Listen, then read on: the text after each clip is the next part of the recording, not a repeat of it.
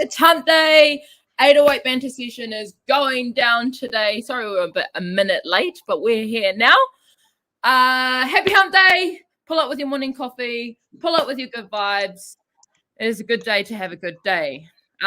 Quick shout out to my special lady. It's her birthday today. Happy birthday, my love.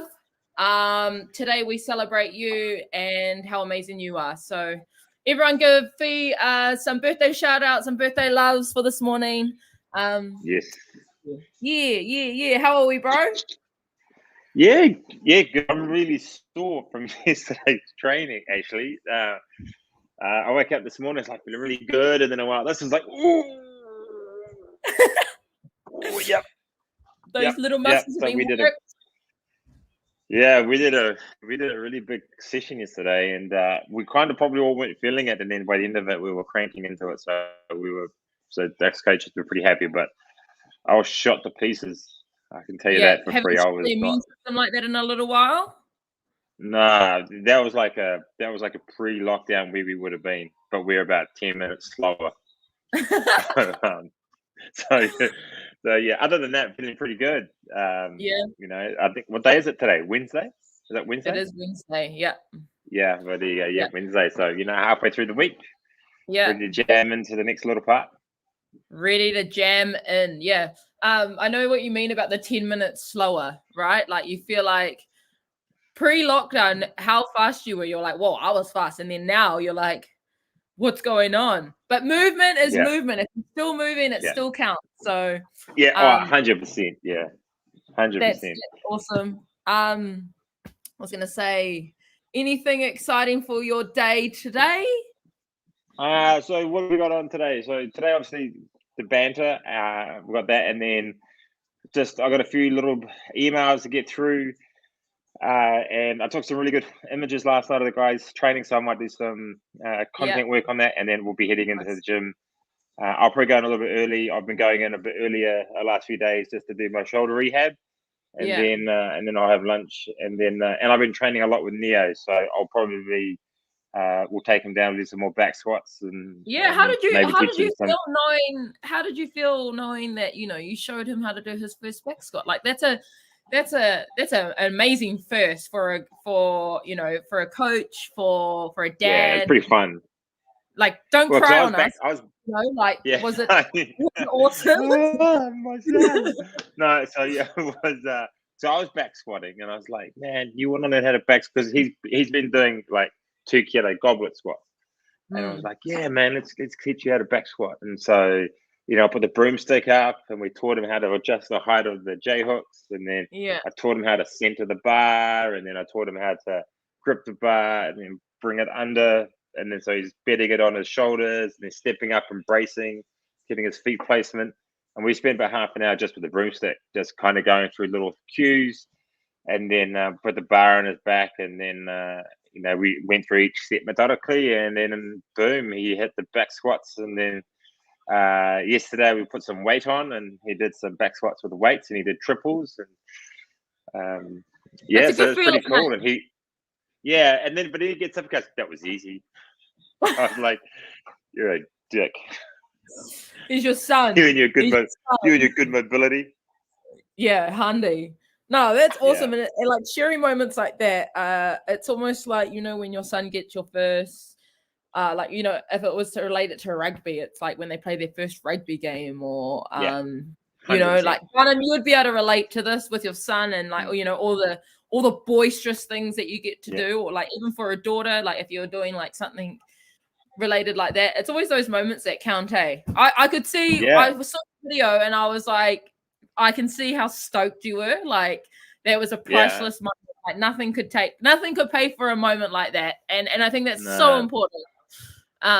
Especially when you get to do that with it from a young age. Well, the funny thing was that he did a squat just before that, and it was ugly. It was like we just lost everything. But that was because when we re-looked at the video, he drove too far into his toes, but he picked it up. And he goes, "Oh, I think as I'm going down, I'm going onto my toes, Dad." And I was like, "Yeah, I think you are. So what do you need to do?" He goes, "Oh, I just push my bum back a little bit, so I'm a little bit flatter." So he self-coached himself, really. So it's pretty dope. yeah, it was a That pretty is pretty exciting cool. experience. And then yesterday he was like cracking in, and yeah, we'll see how he goes. I want to let him teach him how to go overhead, teach his overhead, but we actually Levi's been teaching him how to do dumbbell bench press. So Wow. between all of us and Carly, he's got 3 coaches now coaching him. It's pretty good. That is awesome. That is awesome for all the up and coming tamariki. No, that is exciting. What else has been happening, bro? Well, we got. I was a little bit slack, so I didn't really get the members sorted fast enough for member of the day, but I did get one sorted for today. That's okay. So I remember. And that person just jumped on. Yeah, I mean, gosh, I'm useless. Have I even spelled it right? No. Someone cue the music, please. We got some hold music coming. Ready and boom. Hey. Lizzie! Hello.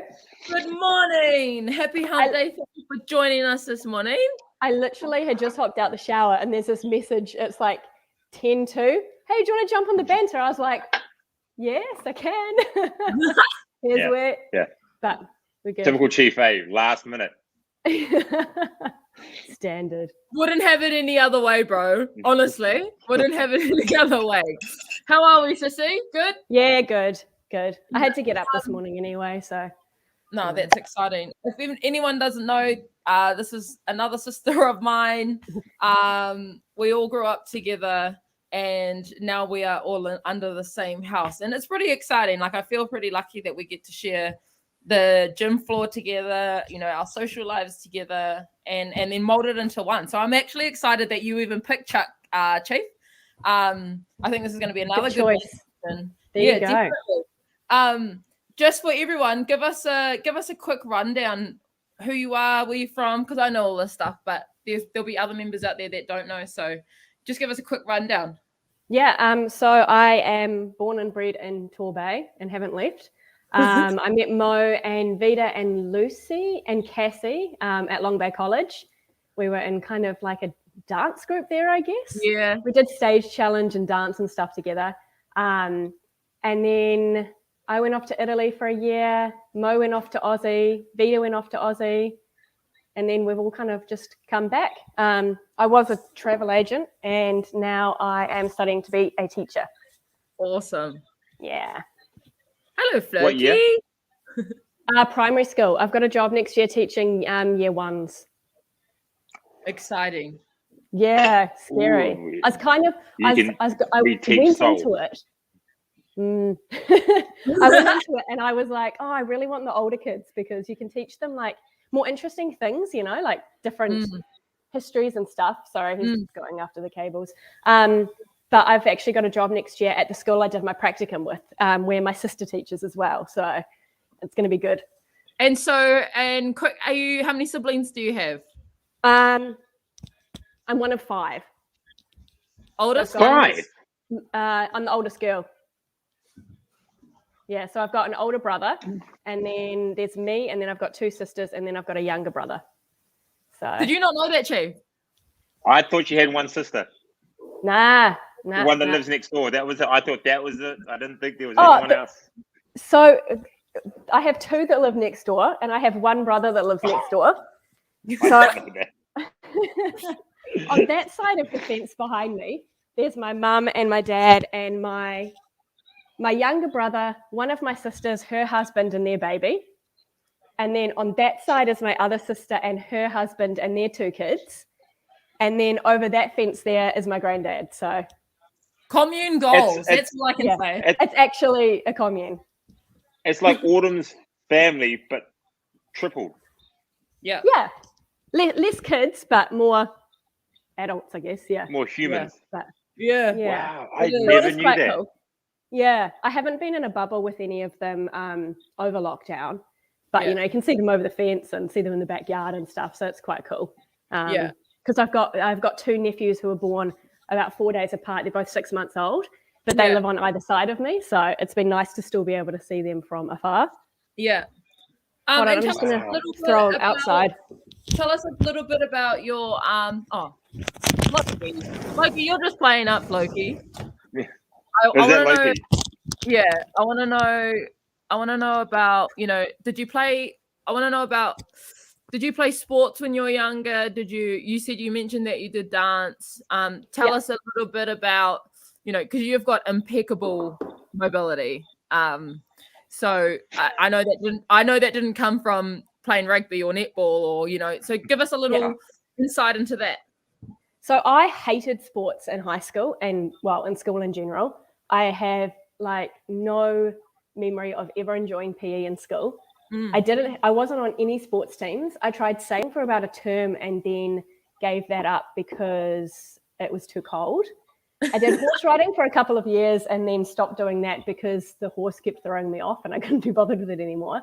But I spent most of my time dancing. So I was doing I think through high school, I was doing 7 or 8 dance classes a week, different types of dance. So that was kind of mostly what I did. I did skiing and then transitioned to snowboarding. But that was about it, really. So mostly just the dance, which is where the mobility comes from. Right. But yeah, so things like running and stuff, I've always just absolutely hated. I remember my PE teacher at Long Bay always giving me crap because I ran like a ballerina, like on the tips of my toes instead but of. you were a ballerina. She you ran so like mean. Paz, except Paz wasn't a dancer. Oh, isn't he? I haven't seen him dance yet. Have you seen him run? He prances like a horse at an equestrian event, and they kind of do that canter look. I haven't noticed it, but I feel like I won't be able to unsee it now. Yeah, definitely. And then so you've got a huge background of being a ballerina. I know I don't want to kill the joy, but you were this close to being is it the Ballerina School of New Zealand or something? Or did you I won a mentor program when I was 15, which basically hooked me up with a mentor dancer in the New Zealand Ballet Company. Yeah. So then when they were up in Auckland, I went and did workshops with them when they were doing their shows and things like that. But then I kind of just, I don't know, not grow out of it, because I still dance on and off. I haven't probably for about a year. But it was just so much work. Yeah. So it's your whole life. Yeah. And your body gets absolutely ruined and like CrossFit or training. Well, yeah, exactly. And it's just so time consuming that, then you become like an older teenager and you're like, I've got other things I want to do. Yeah. And I think it was about that time that my family went to Europe for the first time. And then I kind of decided to do different things then anyway. So. Yeah. And like you mentioned, you went to Italy for a year. Was it the start of your traveling passion? Well, I thought it was, but the other day I actually found Mum gave me a box of all my old stuff to go through, and I found diaries from when I was an intermediate, and we had to write diaries in school every day. And it was actually really interesting going through because I have an entry from when the Twin Towers happened, and it was obviously as it was happening because I'd written there's one tower still standing. Which was pretty incredible to read that it was actually at that time that I was writing that. But anyway, in the diary, I was actually already talking then about we went up to Whangaparoa today and it reminds me of Venice and I can't wait till I can go to this place and this place. So I think I must have always had it. My grandparents traveled heaps. They did all the, backpacking through Mongolia in the 60s and stuff like that. Wow. So that probably kind of instilled it. Yeah. Yeah, he's got some interesting stories. Ben just put up, how many languages do you actually speak? I could speak 3. My Spanish and Italian are very rusty now. I can still read it. I can read books. But when it comes to, I think the thing you were saying the other day today is it's the vocabulary as well. It's, what you want to say, but it's actually what's that word in that language. So I think that's the thing that I probably struggle with. Whereas when I'm reading, it's there and it's a different process of your brain being I know what that means as opposed to having to go and search it. Yeah. So 1, fluently, Ben, and 2, okay. That's still better than none. If we were hostage in that country, I'd be backing you all the way to speak your Spanish. The problem is whenever we go traveling, when we were in Cuba, see, my parents are just walking past now. When we were in Cuba, Scott we think it was an allergic reaction to some shellfish that we had on a day trip. and we were staying in like a homestay with this Cuban family. They obviously spoke no English. And like Scott suddenly was like, oh, I can't breathe. And I'm so bad in those situations. I was just like, oh, hard enough. It's probably nothing. And he was like, no, like I'm really struggling to breathe. I'm like, yeah, take an asthma puff. He was like, that's not going to help. I'm like, breathe in a paper bag. I was terrible. But luckily Jared was with us. George's partner, Georgia and Jared were there. And he came back at that time and he kind of knew what to do. But we didn't know where to go or how to get to a hospital or anything. So I had to really roughly try to speak with these people who spoke Cuban Spanish to be like, oh, you need to call our tour guide. He can't breathe. And my Cuban Spanish was terrible. And he was like, he can't breathe. What's happening? And it was just, so, I mean, it is good. We got there eventually. We ended up overnight. You saved your husband. That's important. Well, I don't know if I did. The doctor did. The doctor did. But give us your top 3 countries that you've traveled to that have been your fave or most memorable. I would say this is a hard one, but I always think about it, so it's not really. Italy is obviously Italy's obviously the top one. From living there, I lived in Sardinia, which is like an island off to the side of Italy. It's just beneath Corsica. So it was Italy, but it was also like a tropical island. So love Italy. And then the other 2 would be Cuba, probably, because it was just so different from anything else. Like there's nowhere like it. And then probably Jordan in the Middle East. We spent about a week there. And we went to Petra and Wadi Rum. We swam in the Dead Sea. So pretty cool. Jordan, is that in Middle East? But that's still closer to Europe, eh? Yeah. So it's not far from not far. I mean, it's still like a couple of hours flight, but it's kind of nearish to Dubai. Just across from Egypt. Yeah. No, that's awesome. That is so awesome. So that'd probably be the top. When you were in Cuba, did you see the old cars So I remember watching Fia's story. Remember when she went to Cuba about 2 years ago, and all she posted was these old American muscle. They're absolutely Plymouths and caddies. Yeah, and it's incredible because we went in a ride for one, and we paid the guy. I think it was between 5 of us, so it wasn't even bad. We paid him about $50 for an hour, and he gets paid in that hour. Like, I can't remember exactly what the figures are, but because it's still quite a communist state, most people who are employed by the government, like the doctors and things like that, he was earning more than like a top surgeon or doctor in Cuba because the government only pays you a set amount. So people are just basically making more money from driving around in an old car than they are after however many years of. And the Cuban doctors are really good. Like, they go all over the world and teach people. And it's just, so it's this really bizarre kind of balance of power there. Which country has had the most impact culturally on you? Like an experience or I know that you've been to Anne Frank's house, right? Yeah. What those types of scenarios or the culture that's impacted you, what country has done that for you? Probably the one that kind of amazed me, the culture that amazed me the most was Japan, because it's just so out the gate. It's like how you would imagine things would be in 50 years' time. And just the technology, and you can get hot coffee in cans from, what are they called? Put the money in. Vending machines, that's the one. And there's just all this weird science that isn't going to be in New Zealand for however many years. So that's probably the one where I've been like, this is just incredible. When we went to Anne Frank's house, the same trip we went to Auschwitz. So that was probably the one that was that had the biggest kind of impact for you, actually thinking this is just absolutely mental what these people went through. That was probably the BBQBs, eh? Yeah. But we won't go into that. No, we won't. And then tell us how you stumbled across 808 then, besides, and how you've enjoyed it. And, you said that you didn't like PE before and this has changed your thought process on exercising. Now tell us about that. Well, obviously I knew about it from you and Lucy. And I remember you being for ages like, oh, you should come. And I was like, hell no. I was like, I know what you guys do. Lucy actually came with me and Ash one time years ago to Snap when we were just going and making shit up basically.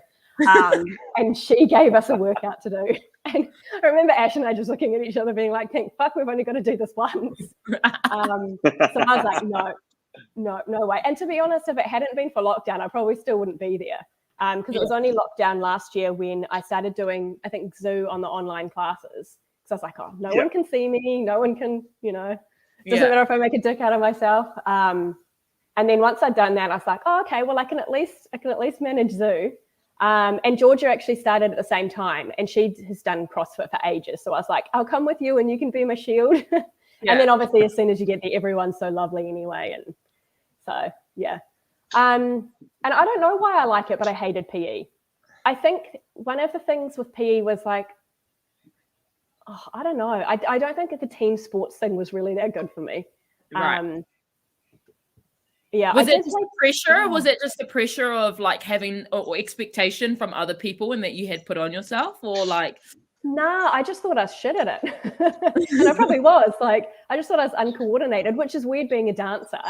But I guess maybe like my hand-eye coordination. And then I think also I had people telling me, oh, you run like a ballerina, And so I was always like, I'm a ballerina. I can't do sports. Right. Yeah. Does it blow your mind now, the stuff that you've been able to do? Like you couldn't do a handstand push-up. Now you can do a handstand push-up. You couldn't do cleans and now you're doing cleans with weight, Yeah. Do you recognize yourself? Yeah, definitely. Yeah, I never thought I'd be able to. I mean, I remember when we were helping Scott's mum move house like years ago, she was stronger than me moving stuff. I was like, this is not good. So yeah, definitely a good thing there, because now I'm like, I can lift that.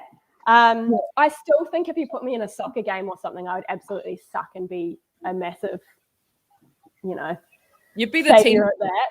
But yeah, I could be the cheerleader. So yeah, I still think some things I'm probably not amazing at. And I also don't have I don't think I have a ruthless enough attitude either. I'm just kind of like, oh well, go and have fun. But yeah, fair enough. From that, you just be the water girl and main support on the side. Yeah. Like when we go fishing, I'll fish for a little bit. I enjoy the fishing, and then I'll just sit there for the other couple of hours and, cheer them on. You're a bit of a bookworm, aren't you? Yeah. Yeah. Tell us your passion for that, because we often have conversations and I'm like, I could never read like you, and I don't know if it's a skill to be able to imagine what you're reading, but you must have like a stage in your brain that creates these stories. Like tell us about your bookworm life. It's probably a few different things.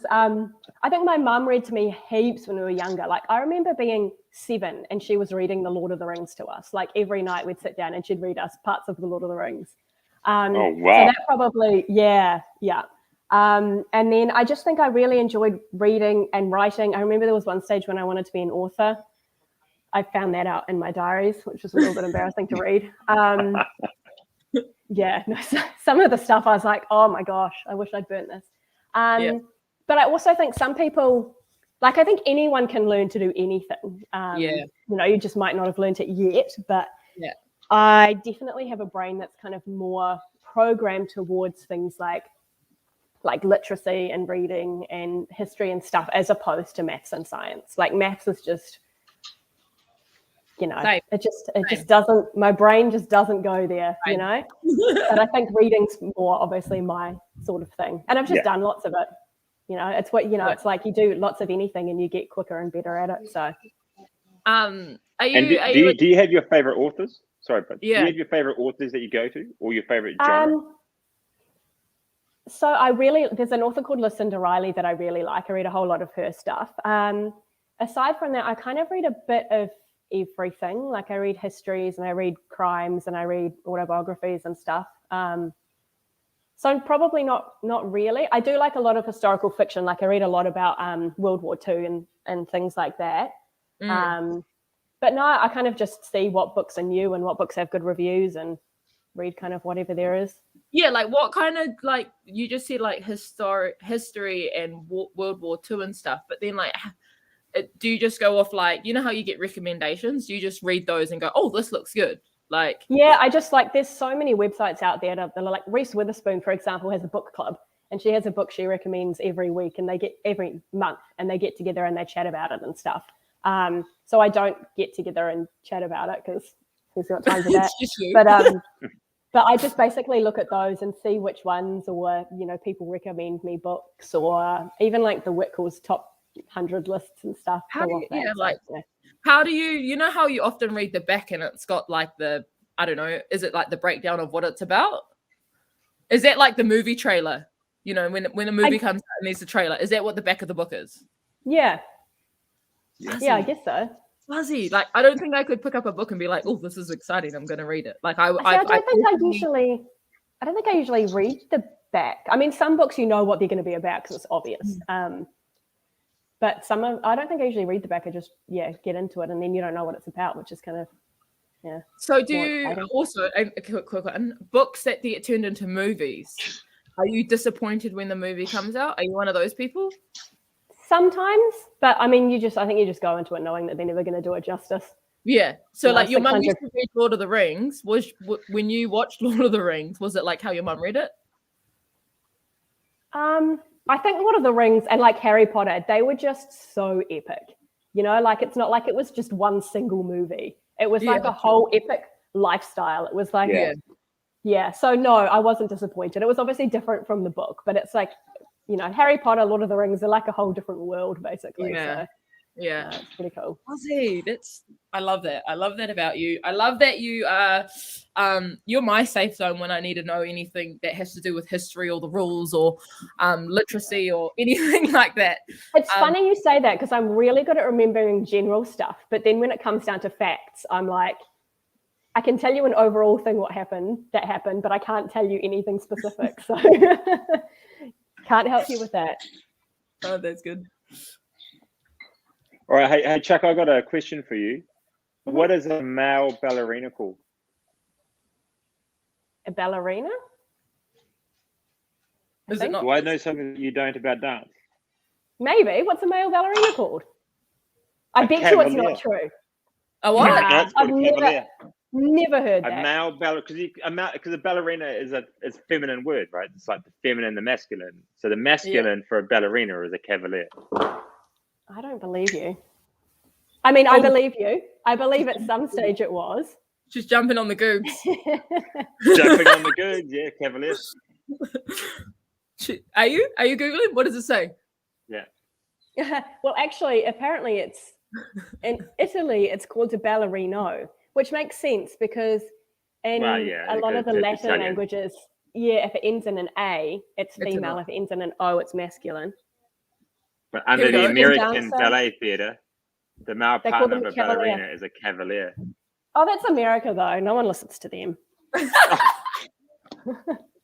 They have weird stuff for everything. They do. Okay, here's another one for you, because it's about books. Why are there blank pages at the end of books?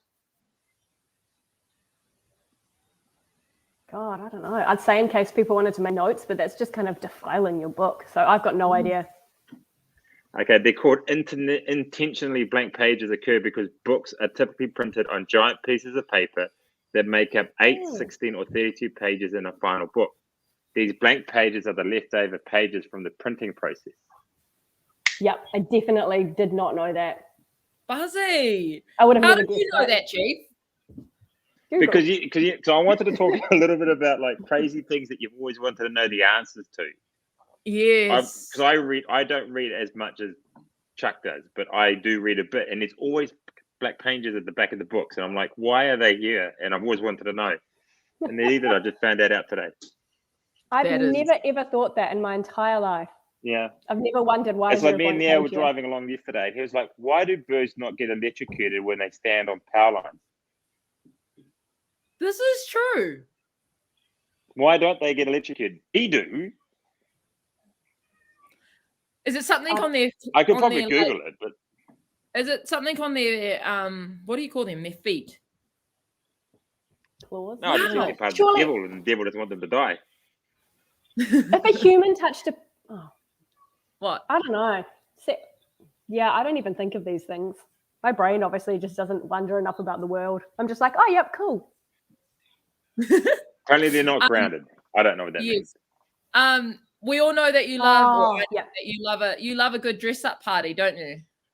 No. Guilty. Who told you that? No, I just heard. What has been your favorite dress up so far? I think in the last 4 or 5 years for your birthday, we've had a dress up party. Yeah. What's your favorite? The Hawaiian one was pretty good because it was an easy one for everyone to dress up for. Probably my favorite one ever was my 21st. It was a pirate themed party, and my dad came dressed as a parrot. So I think that was probably the most hilarious. And my granddad came with his wife, and so he came as she was his prisoner, but it looked really bondage because he had a collar around her neck that was attached to a chain, and he was walking holding the chain with her following the collar. So it looked really, and he was like, what, she's my prisoner? And we were all just like, oh my God, Granddad, where the hell did you get that? Oh, so God. That was probably, other people's costumes are the best. Your taco one was amazing. That your mum helped me with that. Big shout out that was to Leslie for helping me come up with that costume. I could see it in my head, and she brought it to life. And I appreciate doing that. Appreciate all the dress up parties, and I love that we get the kids into it too, because it's like what makes things memorable, I reckon. Like, you know, your 23rd birthday, and it's like, oh, what did we dress up that year? Oh yeah, that's the year that we did Hawaiian thing. You know, I think it helps tell your photos apart, because you're like, oh, now when did we have a Hawaiian party? Yeah. Oh, yep. Otherwise, they all just look the same at the end of the day. Oh, that is classic. Slightly older every year, but. We haven't got much time left, but I just want to know what are you grateful for? Well, at the moment, the sun, because it's actually not raining for once. Yeah. I'm grateful that we can at least see people and work out, because even not the working out, no offense, but even just that it feels normal. Like driving to the gym the other day, I was like, I do this in my normal life, not my lockdown life. So that's probably at the moment anything that's a tie to the outside world. Yeah, definitely. And you, bro, what are you grateful for today? I got to see the boys yesterday. I got to see Scott and Mike, and we talked football for ages and you know, man stuff, and it was actually really nice to so see. That is the first time. A lot of people I haven't seen in quite some time. Jen and her son. It was really cool. It was a really good vibe yesterday. I was pleasantly happy. Yeah. With the team. I think that's the first time Scott's been to the gym without me. So without you. Milestone. Yeah. Really? That is a milestone. Oh, yeah. I mean, Mike was there, so you know. Yeah. Yeah, they just talked the whole time, to be honest. Typical. It was like having Lucy and Chuck together. It was Scott and Mike. I'm pretty sure about fishing, wasn't it? Tonight. It was actually. All right, Chuck. I want you to pick a number between 276 and 290. 283. 83. This is a goodie. All right, page 283. Stop acting as if life is a rehearsal. Live this day as if it were your last. The past is over and gone. The future is not guaranteed. By Wayne Dyer. That's a goodie, relevant one for today. It's been so nice having you on the banter with us. So thanks you for having me this morning, having your morning cuppa with us, and sharing a little bit of light on who you are and all the members getting to know you as well. Been awesome. And even though that the bro did it last minute, so thank you for my hair's dry now, so that's good. For jumping on. So see, I really appreciate it. Cool. Thanks, guys. But yeah, no, so that's us for today, team. We'll be back tomorrow. I do want to know about random facts though. Chief, you said that before about the bird on the wire. I want to know random facts. So make sure you come back tomorrow with your coffee and your good vibes. One more happy birthday for my girl, and we'll see you tomorrow.